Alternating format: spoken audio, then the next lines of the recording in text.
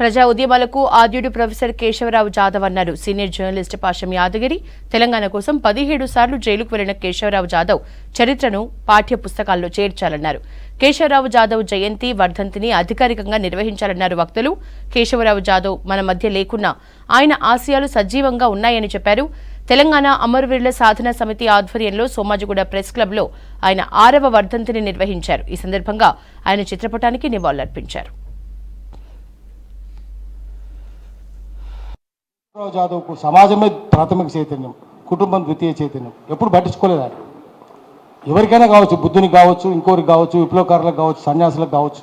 ఆయన సమాజంలో ఉండి తుపాకులు పట్టుకున్న మనిషి. ఆయన మాటనే తుపాకీ.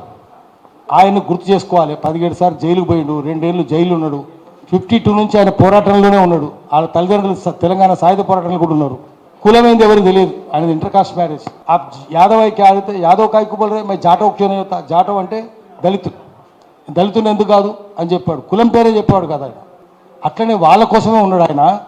వారిని అందుకని గుర్తుపెట్టుకోవాలి. ఆయన లేకపోతే తెలంగాణ లేదు. ఎవరన్నా ఏ పేర్లను చెప్పుకోవచ్చు, ఎవ్వరు కాదు కారణం. కేశవరావు జాదవ్ జనంలోనే ఉన్నాడు. ఆయన గుర్తుపెట్టుకోవడానికి మీటింగ్ పెట్టినాము. ఇవాళ కొండా లక్ష్మణ్ బాపూజీ గారు ఎంత చిత్తశుద్ధితో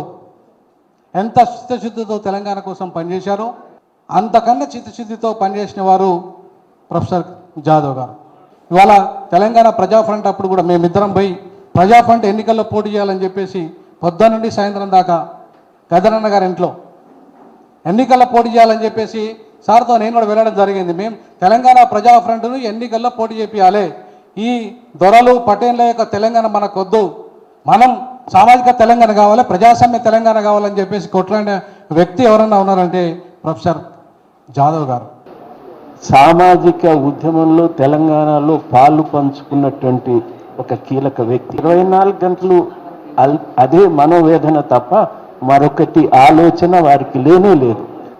రాసిన పుస్తకాలలో చాలా మందిని విస్మరించారు. ఈ తెలంగాణ పోరాటానికి ముందు వీర తెలంగాణ అని చెప్పుకున్నటువంటి పోరాట యోధులు కూడా ఆ వీర తెలంగాణకు సంబంధించిన చరిత్రను కూడా చాలా వరకు విస్మరించారు. చేసిన పుస్తకాలలో ప్రముఖుల్ని విస్మరించారు. ఖచ్చితంగా ఈ ప్రభుత్వాన్ని వాటిని పునఃసమీక్షించాలా. ఇలాంటి వాళ్ళను ఖచ్చితంగా దాంట్లో పాఠ్యాంశాలలో ఇతర పుస్తకాల్లో సమాచార నిమిత్తం చేయాలా ఫ్యూచర్ జనరేషన్కి అని చెప్పి ఈ సభలో. మీరేమో బయట సమాజాలలో అతి పేదవాళ్ళకి డబ్బులు ఇచ్చి ఇట్లాంటివి చేసినాడు అని చెప్పినారు, కానీ ఒక పెద్ద దిక్కులాగా ఉన్నవాళ్ళు చాలా కొద్దిమంది ఉస్మానియా యూనివర్సిటీలో.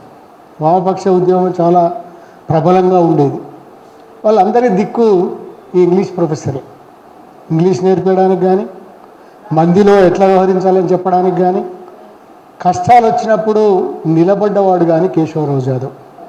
ఉస్మానియా యూనివర్సిటీలో ఎవరిదన్నా విగ్రహం ఉండాలంటే మొట్టమొదటి విగ్రహం కేశవరావు జాదవ్. అన్ని రకాల అర్హుడు. నిరాడంబరంగా బతికినాడు, కట్టర్ తెలంగాణవాదిగా బతికినాడు, తెలంగాణ జీవితాన్ని జీవించినవాడు. అట్లా ఉద్యమానికి ఒక అస్తిత్వ భావజాలాలను అందించిన వాళ్ళు చాలా తక్కువ మంది. लेकिन जीवन के अपने अंतिम पड़ाव में भी केशवराव जाधव जैसा एक क्रांतिकारी और मर्द मुजाहिद व्यक्ति मैंने नहीं देखा. वो जीवन प्रयत्न, मैं समझता हूं कि मिस्टर तेलंगाना एक उपाधि नहीं थी, बल्कि वो डिजर्व करते थे. केशवराव जाधव एक अंग्रेजी के प्रोफेसर थे, इंग्लिश के, लेकिन इतिहास में भी उनकी उतनी ही समझ. पूरे तेलंगाना और आंध्र प्रदेश और खासकर निजाम शासन के बारे में जितना मुझे सीखने को मिला केशवराव जी के सत्संग में, उतना मैंने किताबों में भी नहीं पढ़ा. రేవంత్ రెడ్డి గారి దగ్గర మీరు అపాయింట్మెంట్ తీసుకోండి. విగ్రహం ఖచ్చితంగా పెట్టించాల్సిందే.